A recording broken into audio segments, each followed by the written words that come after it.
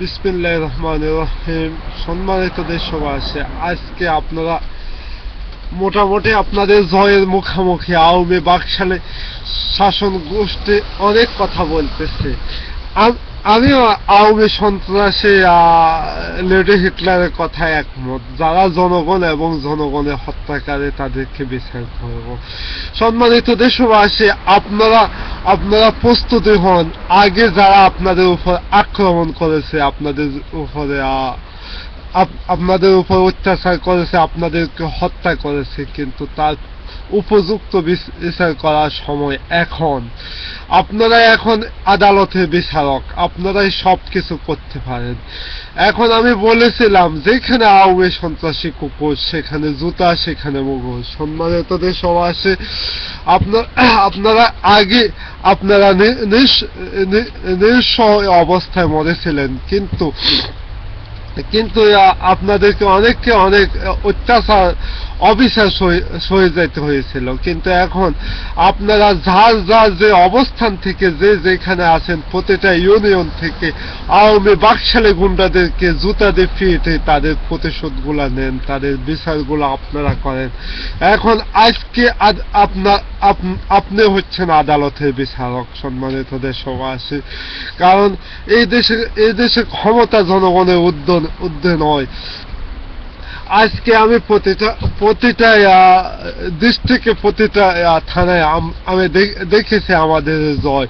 সম্মানিত দেশবাসী, আমরা এখন শুধু বাংলাদেশ জাতীয়তাবাদী ব্যানার নিয়ে নয় এবং বাংলাদেশ জামাতে ইসলামের ব্যানার নিয়ে নয়, আমরা সবাই এক হয়ে 20 দল ঐক্য জোটের ব্যানার নিয়ে একসাথে এগিয়ে আসুন। কারণ আপনারা যদি ক্ষুদ্র ব্যানার নিয়ে এগিয়ে যান, কিন্তু তাহলে বিপক্ষ সন্ত্রাসীরা অনেকটাই আপনাদের উপর আঘাত নিতে পারে। কিন্তু আপনারা এক হয়ে 20 দল ঐক্য জোটে দেশ এবং জাতির জন্য কাজ করুন।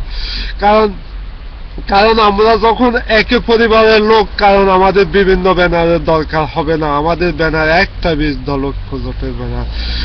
সম্মানিত জাতীয়তাবাদী নেতৃবৃন্দ, আপনারা হতাশ হওয়ার কোনো কারণ নয়। আপনারা সবাই এখন এগিয়ে যাচ্ছেন, কিন্তু আমরা আমাদের দলের কিছু দালাল আছে, দালালদেরকে ঠিক ছিন্ন করে নিয়েছি। এখন দালালদের আর কোনো ভাত নাই। সম্মানিত দেশবাসী, আমাদের জন্য অনেকটা সুখবর এবং অনেকটাই আলোর আভাস আমরা পাচ্ছি। আওয়ামী সন্ত্রাসী লেডি হিটলার এখন চাইছে ফালাই যেতে, কিন্তু ফালাই যাওয়ার পথ এখন পাচ্ছে না। কিন্তু আমি জানতে পারছি উনি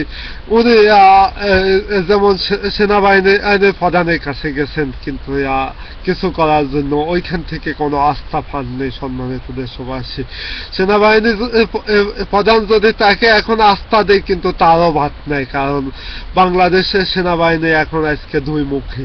সম্মানিত দেশবাসী,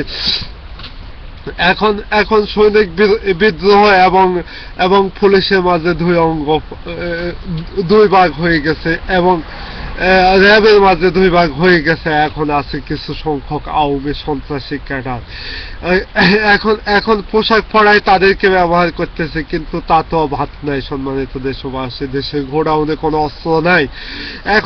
এখন আমাদের নির্মম আক্রমণ করে আওয়ামী বাকশালী হত্যাকারী এবং খুনিদের বিচার করব।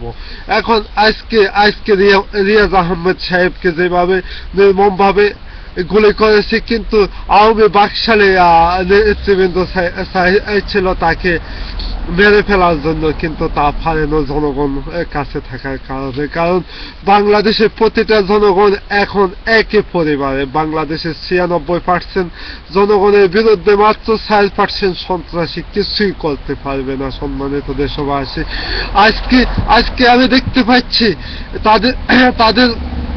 তাদের অবস্থান ঠিক বকুলপুরের স্বাধীনতার গল্পের মতো, কিন্তু থর করে কাঁপতেছে, কিন্তু তাদের মুখে এখন কোনো ধমক আসে না, ইঁদুর বাদুরের ডাক আসে। সম্মানিত দেশবাসী, আমি গতকালকে কালকে বাংলাদেশের প্রতিটা মিডিয়াতে এবং অনেক প্রতিটা সংবাদপত্রে এসেছিলাম, কারণ এখানে ইটালি বিএনপির পক্ষ থেকে আমাদের যে অনুষ্ঠান হয়েছিল তখন আমরা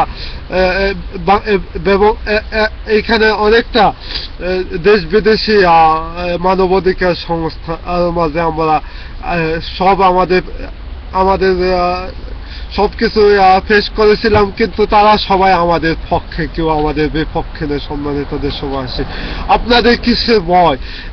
এক গোষ্ঠী সন্ত্রাসীর জন্য আপনারা ভয়ে দেশ থেকে পালাবেন? এটা হয় না। বীর বাঙালি জাতির জন্য এটা বিরাট কলঙ্ক বিষয়।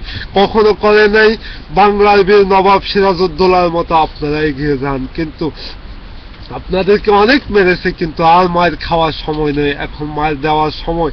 আমি আগে বলেছি, আজকের আদালতে বিচারক আপনি বিচার করবেন নিজ হাতে। আওয়ামী বাকশালী গুন্ডারা এতদিন পর্যন্ত আপনাদেরকে নির্যাতিত করেছিল, কিন্তু আজকে তাদেরকে নির্যাতনের প্রতিশোধ নেন। প্রতিশোধ নেওয়ার সময় এখন। বাংলাদেশ জাতীয়তাবাদী জিন্দাবাদ। সম্মানিত দেশবাসী জিন্দাবাদ। বাংলাদেশে 20 জোট এক হয়ে এক ব্যানারে কাজ করুন। এই 20 জোট জিন্দাবাদ। জামাতে ইসলামী জিন্দাবাদ। আমাদের সম্পূর্ণ অঙ্গ সংগঠন জিন্দাবাদ। এই বলে আজকের মতো বিদায় নিচ্ছে। খালেদা জিয়া জিন্দাবাদ। খোদা হাফেজ। বাংলাদেশ।